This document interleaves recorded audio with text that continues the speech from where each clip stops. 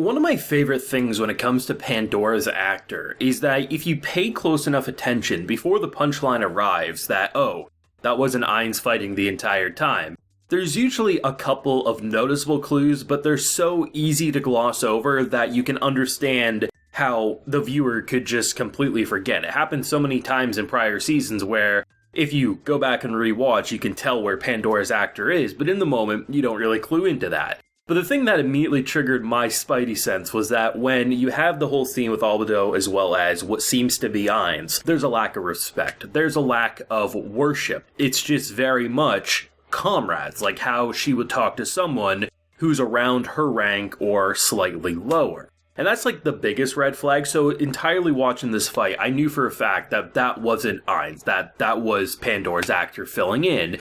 And understandably, as soon as the battle kicks off, you understand why, that he's trying to test the strength of who could be the strongest of the strong during this entire invasion, right? But what caught me by surprise, because we haven't dealt with this Dragon Lord, is the fact that it's almost like two very strong people. You have a Dragon Lord, I think that's Platinum Dragon Lord based on the color. They didn't name drop Platinum, but I'm pretty sure that's Platinum Dragon Lord. And then you have basically Ainz, and both of them are pulling the strings on their puppet. Dragon Lord over here basically is calling his little knight in shining armor Riku, and of course Riku thinks that this is the skeleton overlord, that is Ainz. Strong person, underestimated, that's why I kind of got defeated, won't make the same mistake twice.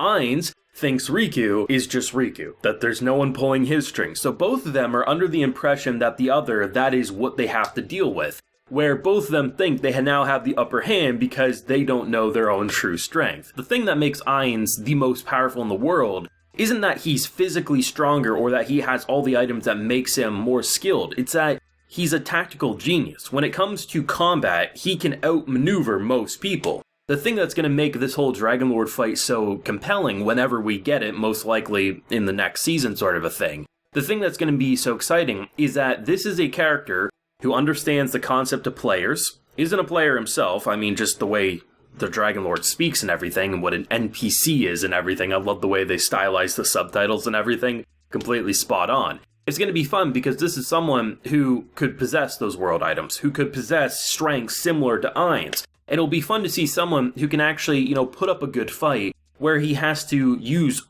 100% of his tactics, 100% of his elements that he has to use, whether it's his skills, whether it's his items, or his number of servants who by themselves are incredibly powerful. The thing that makes Ainz such a deadly force for this world, it's just the fact that he commands such a ridiculously powerful army, and it took 4 goddamn seasons to get someone in a suit of armor who could one-shot a Death Knight, which is just a random powerful summon, but in the grand scheme of things isn't even close to being something that people who are actually powerful should have to worry about. So I like the fact that, in terms of getting us accustomed to how skilled this man truly is, the fact that Pandora's actor, who, if I'm not mistaken, I think he copies like 80% or 75% of the person's like skills and stats and everything. So he wasn't even like fully up to par with what Ainz would be able to do in that fight. But the biggest difference between Pandora's actor and Ainz is that Ainz's mind works a lot differently than a lot of others. So whenever you get that fight, whenever you actually see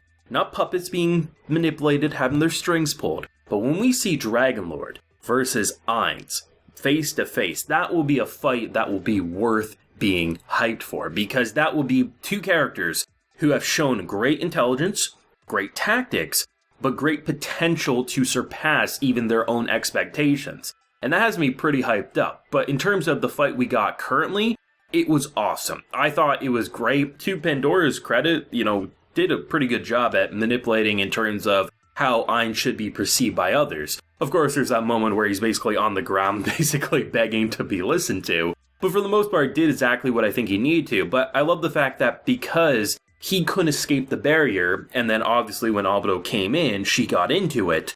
From the Dragon Lord's point of view, this skeleton was the NPC, and potentially the one flying in is the player. So that's going to be pretty cool to see how the misunderstandings stack between these two, and whenever the mask comes off, whenever the gloves truly can come off, that will be very exciting to see. But I think something that I've complimented a couple of times with Season 4 is that when you look at the production of this season, it feels quite a bit higher than past seasons. As someone who, if you've watched any of my previous Overlord videos where I discussed the CG, the 3D in the show, I'm never the biggest hater of it. In fact, I see the point of it, especially when you have those larger armies. But the thing about Season 4 that cranked it up a notch is that the 3D that we have in the show, it's way more refined. But when it comes to one-on-one combat, the hand-drawn animation is awesome.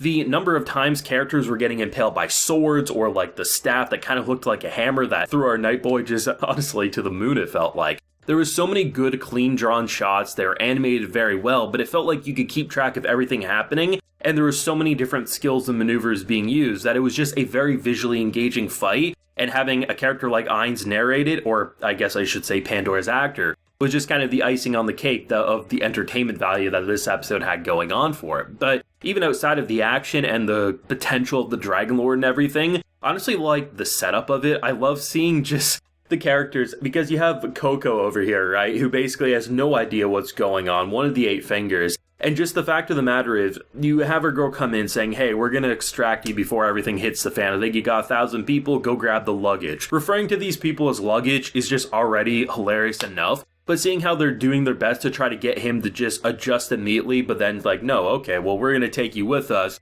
and that adjustment may not be as pleasant as if they got what they wanted there, but they kind of just accept that, you know what, after seeing the whip, after seeing what Ainz is capable of, we know the type of punishment, but we also see the type of reward he gives to those loyal. We ain't gonna be upset that they took him. We understand that it will be worth it in the end, sort of a thing. And I love that about this show. That all these little characters that could easily be one and done villains or side perspectives, they continue to be more interesting as it progresses. And that's actually one of the things I'm interested in seeing towards the end stages of the final season or movies, whatever they decide to do for the remaining content, right? Is like all those little perspectives and how they'll be shaped by the end of this man most likely conquering the world. Because obviously it seems like this Dragon Lord will probably be his final hurrah, his final threat that he'll deal with, someone who can put up a fight, actually has tactics, not a player by the looks of it. I doubt there is other players as long as Ainz is here, but it's cool to see what they're able to do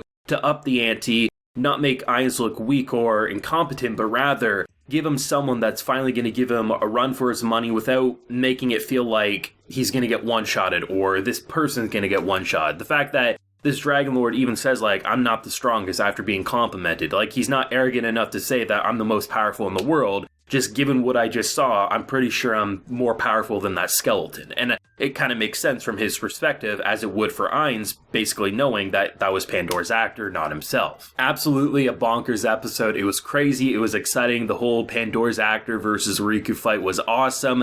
Building up, getting us established with the whole Dragon Lord versus Ainz fight will be nuts, but I'm excited to see where the rest of the season's gonna go. Thoughts, feelings, theories, if you got any down below, leave a like if you enjoyed and subscribe if you're new around here. Until next time, everyone, please take care and have a good one.